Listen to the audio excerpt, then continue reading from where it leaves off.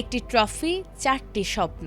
আর সেই স্বপ্ন ছুঁতে এখন বাকি মাত্র 2 ধাপ। এতদিনের সব হিসাব নিকাশ, সব জয় পরাজয় এখন অর্থহীন।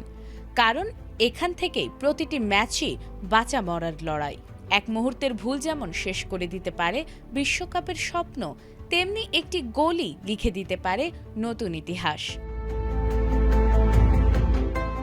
100 ম্যাচ শেষে 2026 বিশ্বকাপ এখন পৌঁছে গেছে সবচেয়ে রোমাঞ্চকর অধ্যায়ে। 48 দলের এই আসর থেকে বিদায় নিয়েছে 44টি দল। শিরোপার লড়াইয়ে টিকে আছে মাত্র 4 পরাশক্তি: ফ্রান্স, আর্জেন্টিনা, স্পেন ও ইংল্যান্ড। মজার বিষয় হলো, ফিফা র্যাঙ্কিংয়ের শীর্ষ 4 দলই এবার খেলছে সেমিফাইনালে।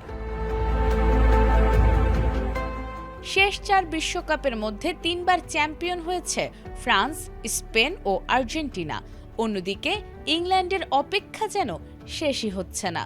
1966 সালের পর আর বিশ্বকাপ জেতা হয়নি তাদের।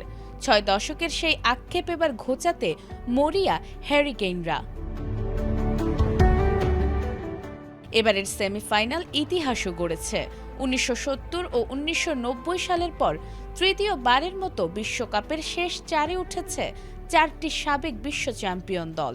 ফলে ট্রফির জন্য লড়াই হবে অভিজ্ঞতা, ঐতিহ্য আর বর্তমান শক্তির এক জমজমাট সংঘর্ষ।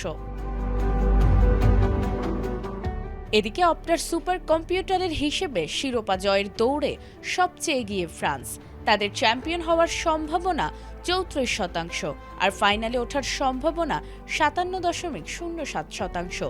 দ্বিতীয় স্থানে স্পেন, যাদের শিরোপা জয়ের সম্ভাবনা 23.04%। ইংল্যান্ডের বিশ্বকাপ জয়ের সম্ভাবনা 21.09%, আর বর্তমান চ্যাম্পিয়ন আর্জেন্টিনার সম্ভাবনা 20.06%। তবে ফুটবলে শেষ কথা বলে না কোনো সুপার কম্পিউটার।